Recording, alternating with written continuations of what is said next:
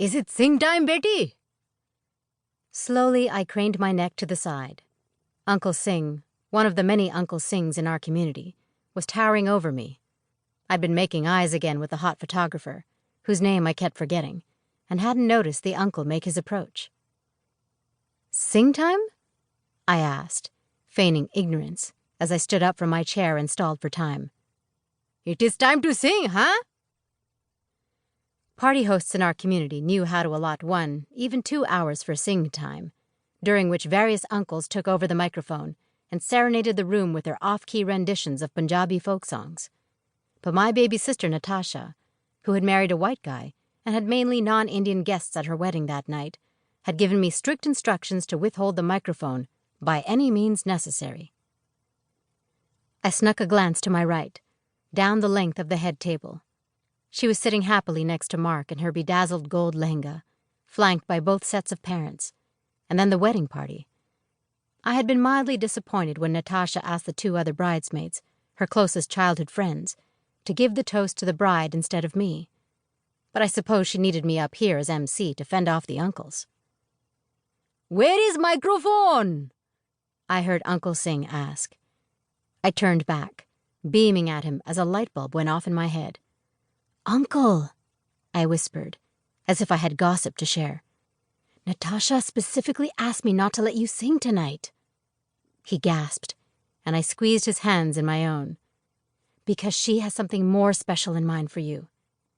He narrowed his brows, the 2 thick bushes above his eyes merging into one long one. You, Uncle Singh, are her most favorite uncle. I am? Have you not always felt a special bond with her family? With her sweet little Natasha? He glanced over at her curiously. Even though we shared the same extremely common surname, we weren't related to this Uncle Singh.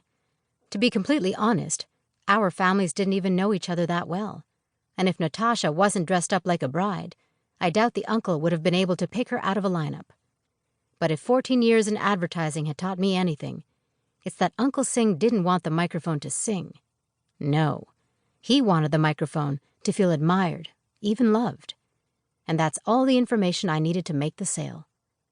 Within minutes, I'd convinced Uncle Singh that it was tradition for the bride's favorite uncle to ask her to dance during the reception, and that she'd be waiting for him after the DJ started later that evening.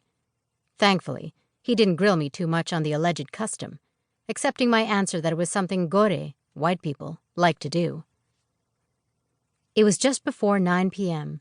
by the time he returned to his seat, and according to the Google spreadsheet Natasha, her treat of a mother-in-law, Mrs. Hartshorn, and their team of organizers had prepared, it was nearly time for me to make the introductions for the final round of toasts. I grabbed the microphone from where it was hidden in my purse, not wanting to wait a moment longer in case another uncle or auntie cornered me, and walked up to the podium, my heart beating in my stomach. It's not that I was nervous. Far from it. I loved public speaking, and I was good at it too. But presenting a pithy original advertising campaign to get a client on board with the idea, and then consumers on board with the product, was very different than emceeing your baby sister's wedding. Your baby sister's Indian wedding. I surveyed the room as I gathered the courage to start. Everyone seemed to be having a good time, chatting and laughing, shoveling in forkfuls of the chocolate lavender wedding cake Natasha and I had spent hours picking out. And the room was gorgeous. We decorated it to be the exact winter wonderland Natasha had imagined. But it was strange to see the room divided into brown and white, except for the 4 or 5 tables closest to the bar, full of Natasha and Mark's friends, beautiful people in a rainbow of ethnicities that would have been perfect as extras on the sportswear campaign I'd been working on all winter. Up near the front sat Mark's family and his parents' friends, the stuffiest, most highbrow residents of Washington, D.C., or Bethesda of the old money variety, including 1 senator, 2 House representatives, and 3 directors of 1 federal agency or another. I knew this because Mrs. Hartshorn had demanded I give them a warm welcome, yet said we didn't have time to thank all of our relatives who flew in from the UK and India. Most of the men were in tuxedos, and the women in gowns, although their diamonds, pearls, and general decadence didn't outshine the sparkle coming from the back of the room, where our extended family and community was seated. The uncles were in kurtas or western suits, the aunties in saris or salwars, in true gilded Punjabi glamour. A group of particularly glitzy aunties caught my eye halfway toward the back. They were gawking at me, and even from here I could see the pity on their faces.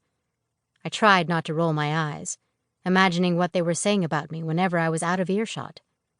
Already 36 and to have a younger sister married first? Whatever happened to that nice boy Jessie? Did she scare him off? She is not too old yet, nah? My cousin's nephew has a job now. I will make the arrangements. Now that is what I call butter chicken, I said loudly into the microphone, cutting off their voices in my head. The whole room laughed. I'm not sure at what exactly. I hope everyone's having a wonderful time. A table near the bar cheered and clinked their glasses, and I gritted my teeth as the rest of the room joined in, and Natasha and Mark stood up for a chaste, tasteful kiss for their fans. My chest ached, but I wasn't jealous, even though it would be easy to think as much. I was genuinely, wholeheartedly happy that she had found someone to spend her life with. I was also happy that one of the Singh sisters was finally married, checking off the good Indian girl box, which meant I didn't have to.